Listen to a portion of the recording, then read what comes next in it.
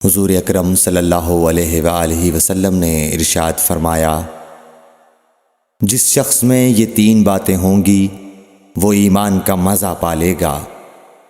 ایک یہ کہ وہ شخص جسے اللہ اور اس کا رسول ان کے ماں سوا سے زیادہ عزیز ہوں، اور دوسرے یہ کہ جو کسی بندے سے محض اللہ ہی کے لیے محبت کرے، اور تیسری بات یہ کہ جسے اللہ نے کفر سے نجات دی ہو، پھر دوبارہ کفر اختیار کرنے کو وہ ایسا برا سمجھے جیسا آگ میں گر جانے کو برا جانتا ہے۔ صحیح بخاری حدیث نمبر 21۔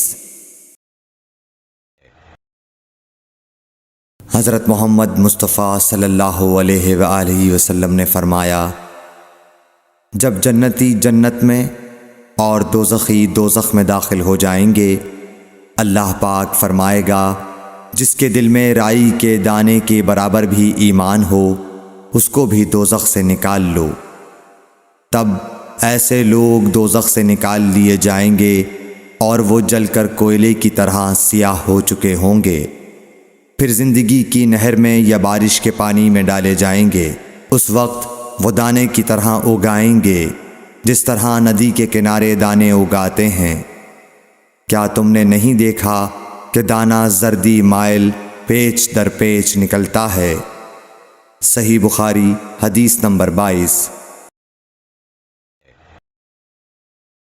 حضور اکرم صلی اللہ علیہ وآلہ وسلم نے فرمایا، میں ایک وقت سو رہا تھا، میں نے خواب میں دیکھا کہ لوگ میرے سامنے پیش کیے جا رہے ہیں اور وہ کرتے پہنے ہوئے ہیں، کسی کا کرتا سینے تک ہے اور کسی کا اس سے نیچا ہے۔ پھر میرے سامنے عمر بن خطاب لائے گئے، ان کے بدن پر جو کرتا تھا اسے وہ گھسیٹ رہے تھے، یعنی ان کا کرتا زمین تک نیچا تھا۔ صحابہ رضی اللہ تعالی عنہ نے پوچھا کہ یا رسول اللہ، اس کی کیا تعبیر ہے؟ آپ نے فرمایا کہ اس سے دین مراد ہے۔ صحیح بخاری حدیث نمبر 23۔ ایک مرتبہ رسول کریم صلی اللہ علیہ وسلم ایک انصاری شخص کے پاس سے گزرے، اس حال میں کہ وہ اپنے ایک بھائی سے کہہ رہے تھے کہ تم اتنی شرم کیوں کرتے ہو؟ آپ نے اس انصاری سے فرمایا کہ اس کو اس کے حال پر رہنے دو، کیونکہ حیا بھی ایمان ہی کا ایک حصہ ہے۔ صحیح بخاری حدیث نمبر 24۔ رسول اللہ صلی اللہ علیہ وسلم نے فرمایا، مجھے اللہ کی طرف سے حکم دیا گیا ہے کہ لوگوں سے جنگ کروں اس وقت تک کہ وہ اس بات کا اقرار کر لیں کہ اللہ کے سوا کوئی معبود نہیں ہے، اور یہ کہ محمد صلی اللہ علیہ وسلم اللہ کے سچے رسول ہیں، اور نماز ادا کرنے لگیں اور زکوٰۃ دیں۔ جس وقت وہ یہ کرنے لگیں گے تو مجھ سے اپنے جان و مال کو محفوظ کر لیں گے، سوائے اسلام کے حق کے۔ رہا ان کے دل کا حال تو ان کا حساب اللہ کے ذمہ ہے۔ صحیح بخاری حدیث نمبر 25۔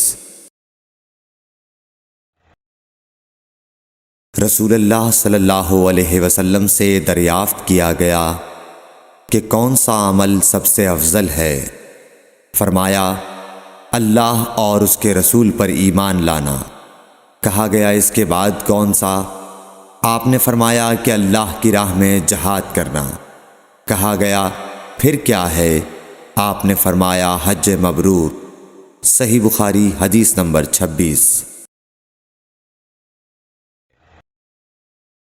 رسول اللہ صلی اللہ علیہ وسلم نے چند لوگوں کو کچھ عطیہ دیا اور سعد وہاں موجود تھے۔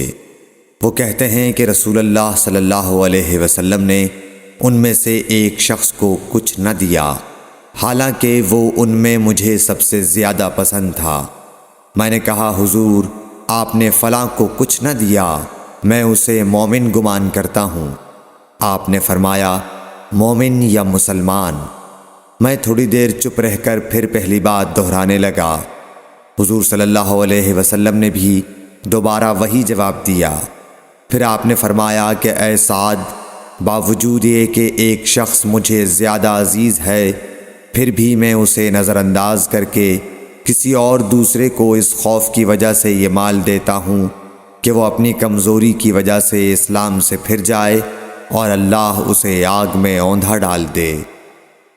صحیح بخاری حدیث نمبر 27۔ ایک آدمی نے رسول اللہ صلی اللہ علیہ وسلم سے پوچھا، کون سا اسلام بہتر ہے؟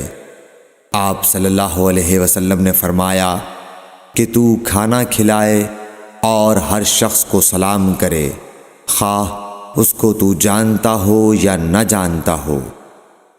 صحیح بخاری حدیث نمبر 28۔ حضرت صلی اللہ علیہ وسلم نے فرمایا، مجھے دوزخ دکھلائی گئی تو اس میں زیادہ تر عورتیں تھیں جو کفر کرتی ہیں۔